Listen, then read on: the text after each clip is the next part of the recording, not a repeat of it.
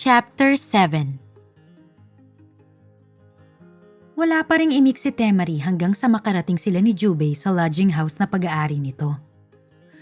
Doon sila mananatili habang naroon sila sa Stallion Riding Club para sa selebrasyon ng kaarawan ni Reed. We have a problem. Nakatayo sila ni Jubei sa pinto ng nag-iisang kwarto roon. Nag-iisa lang din ang kwarto at kama rito. Wala ka na namang guest room dito? I thought you would never talk again. Pumasok ito ng silid at inayos sa mga unan at kumot doon. I keep myself private.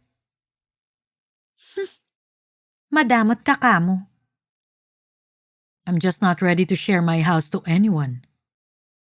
Natameme na naman siya. Wrong timing talagang naging pag-eksena niya sa buhay nito.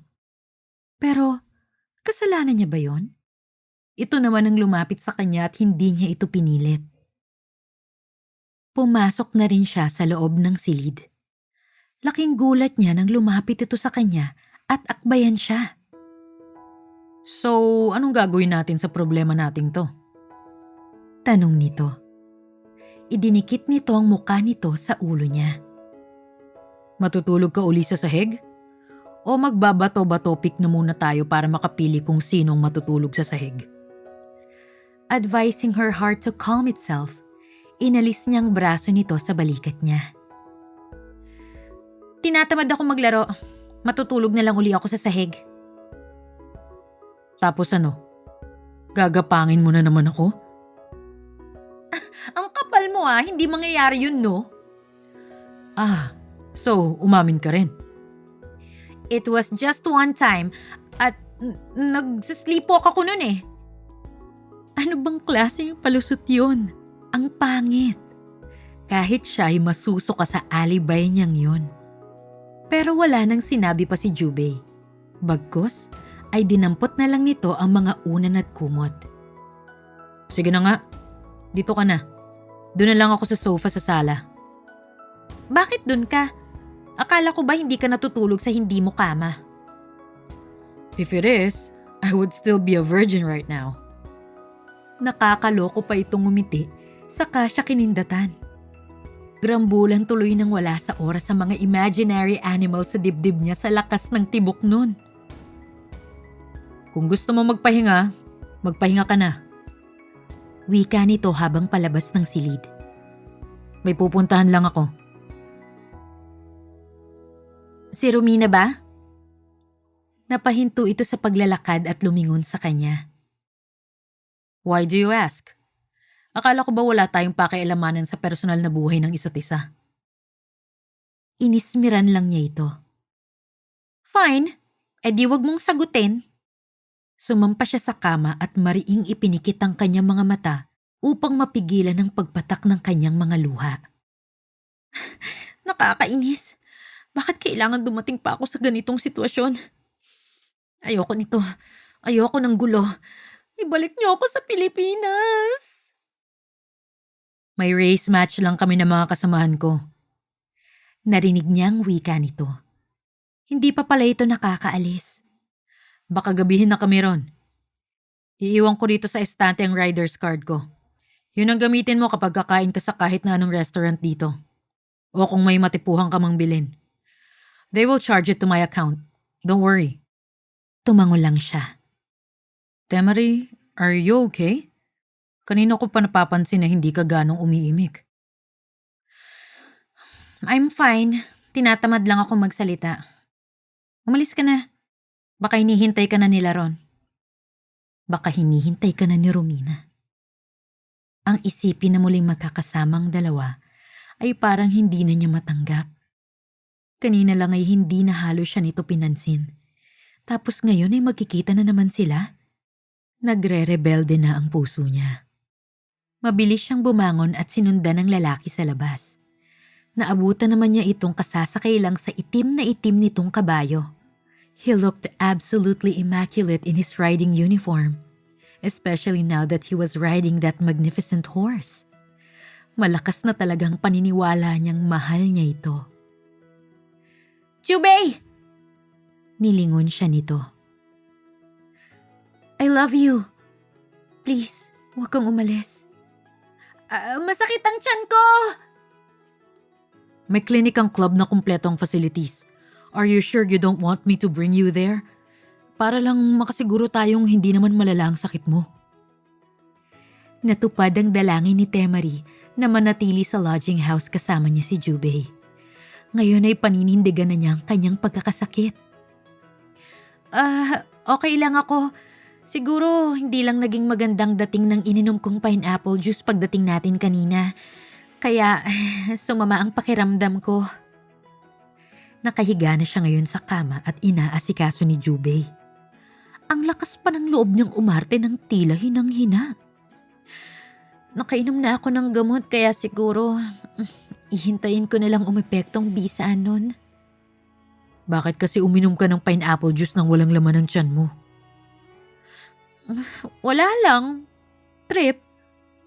Ang mga daliri nitong humahaplo sa kanyang buhok ay dumako sa pisngi niya at mahina siyang kinurot. Well, I hope you learned your lesson well. Aray! Bakit nakakurot ka pa? Wala lang. Trip. Natawa na lang siya. Jubei was beside her on her bed, lovingly stroking her hair while she leaned comfortably on his broad chest. She felt even better. Siguro kahit cancer pang maging karamdaman niya ngayon, hinding-hindi niya mararamdaman ang sakit na dulot niya habang narito sa kanyang tabi si Jubei. Hindi ka ba hahanapin ng mga kaibigan mo ron? Tanong niya. Hindi. Matutuwa pa nga mga yun dahil mababawasan ang kalaban nila. I like your friends. Mababait silang lahat. Ikaw lang ang nagsabi niyan. Karamihan sa mga babaeng nakakasalamuha ko rito, ang sinasabi ay mga guwapo kaming lahat. Hindi naman kayo mayayabang sa lagay na yan, no? Hindi naman. Totoo naman yun, hindi ba? Pwede na. Magagalit ang mga yun kapag nalaman nilang idine-deny mo ang katotohanan yun sa kanila. Bakit ikaw hindi ka nagagalit? Because I'm confident that I'm handsome enough for your eyes. Ha?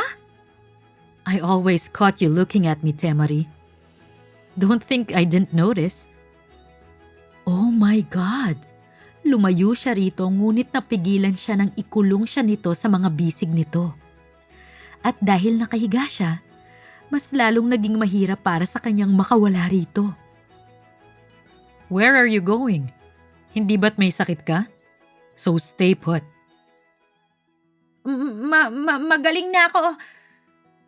Hindi pa rin siya nito pinakawalan. You really don't like confrontations, do you? Sige, pagbibigyan kita. Ngayon. Sa susunod, Temari, you better be ready dahil talagang hindi na kita pakakawalan hanggat hindi ka nagsasabi sa akin ng totoo. Anong ibig mong sabihin? Nothing. Hinila na siya nitong muli sa dibdib nito.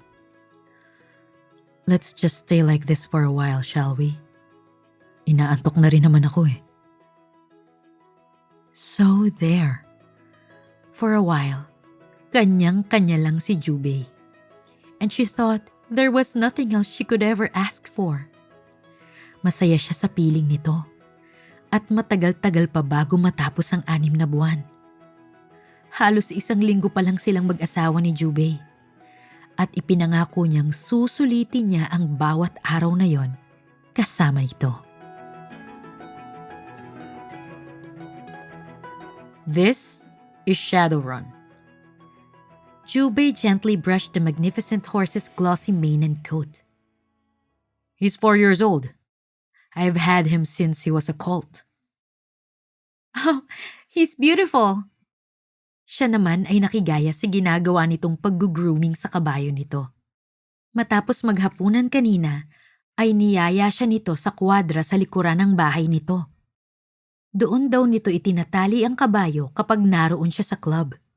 Kapag wala naman, doon sa kwadra ng club mismo nito iniiwan ng alaga para masikaso ng mga stable staff ng club. Kaya lang bakit ang haba ng buhok niya at meron pa siyang excess hair sa binti niya?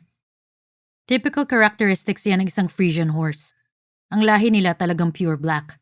Kung merong mang ibang color spot sa kanila, yun ay ang maliit lang na star sa noo nila. Pero bakit tong si Shadowrun walang puting star sa noo?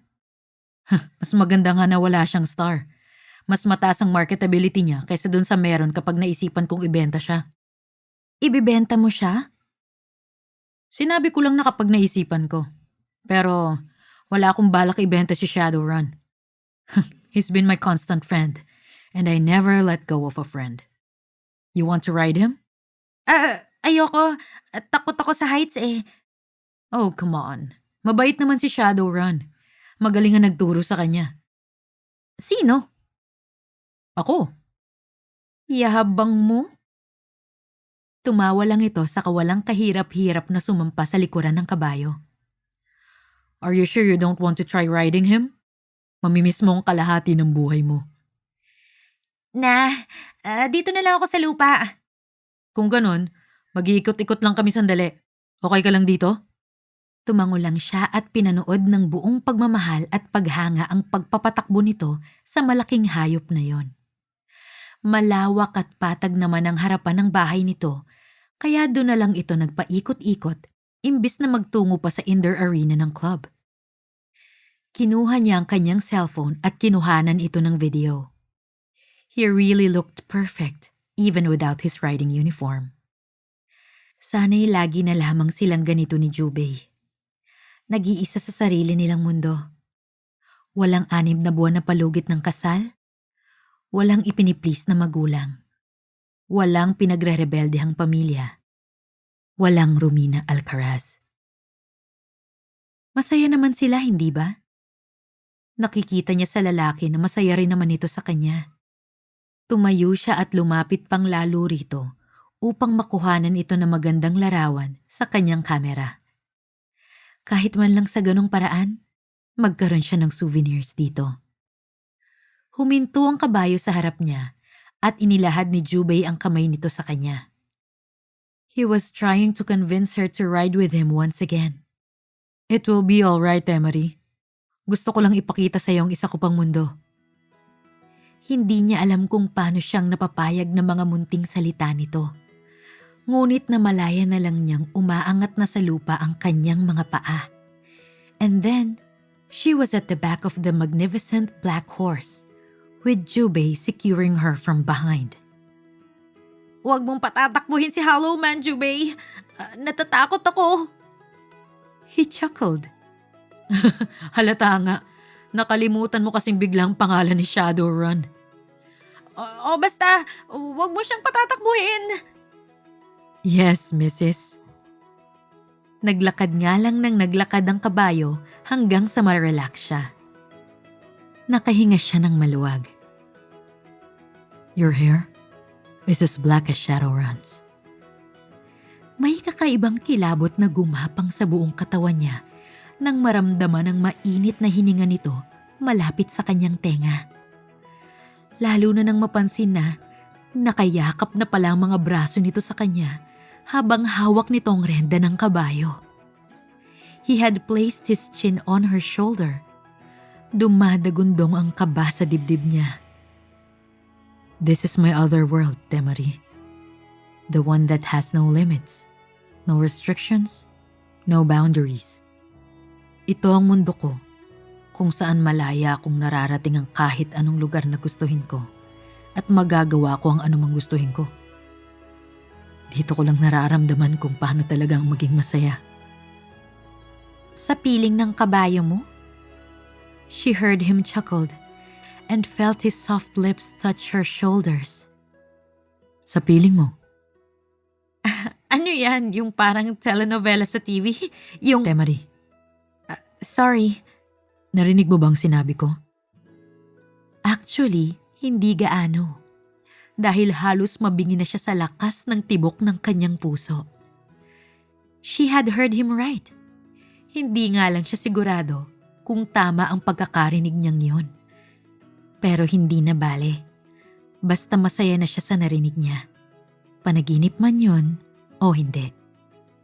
Just as long as she had Jubei with her. Patakbuhin mo na si Shadowrun, Jubei. Huh? Patakbuhin mo na siya. Gusto ko ring maranasang maging hinete kahit isang beses sa buhay ko. Are you sure? Akala ko ba natatakot ka? Hindi na. Idinikit niyang lalo ang katawan niya sa katawan nito. Huwag mo lang akong hahayaang mahulog. I won't. Bulong nito. I promise. And off they go.